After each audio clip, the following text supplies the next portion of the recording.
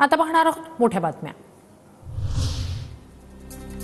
काँग्रेसनं मतदानावर केलेला दावा निवडणूक आयोगानं फेटाळला। दावा फेटाळत निवडणूक आयोगाचं काँग्रेसला 66 पानी उत्तर। 50 विधानसभा मतदारसंघांमध्ये मतदार वाढल्याचा दावा तथ्यहीन आयोगाचं उत्तर। आमदार आदित्य ठाकरेंचं मुख्यमंत्री फडणवीसांना पत्र। राजकीय पोस्टर, बॅनर्स आणि होर्डिंग्सच्या प्रतिबंधाबाबत पत्र।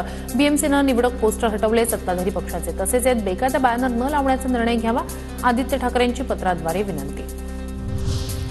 बंगल्यांवरून मंत्र्यांनी नाराज होण्याचं कारण नाही, संजय शिरसाट यांची प्रतिक्रिया। छगन भुजबळ नाराज नाही असं वाटतंय, 2-4 दिवसात भुजबळ पुन्हा कार्यरत होतील, शिरसाटांचं वक्तव्य।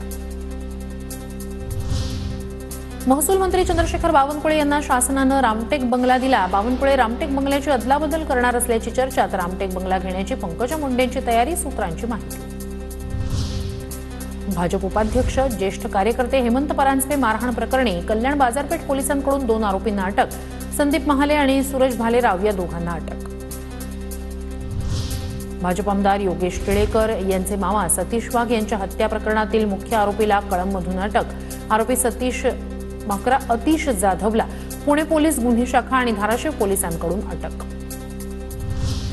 मुख्यमंत्री देवेंद्र फडणवीस यांच्यासह विदर्भातील भाजप आमदारांचा उद्या नागपुरात नागरिक सत्कार। केंद्रीय मंत्री नितीन गडकरींच्या हस्ते नागरिक सत्कार होणार। मोठ्या संख्येने भाजप कार्यकर्ते उपस्थित राहणार असल्याची माहिती।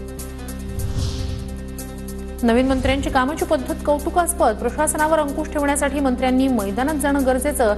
हा कामाचा धडाका तात्पुरता न राहता नेहमी असाच राहील अशी अपेक्षा, रोहित पवारांचं ट्विट।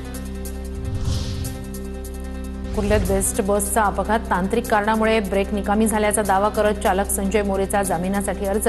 मुंबई सत्र न्यायालयातील सुनावणी 2 जानेवारीपर्यंत तहकूब।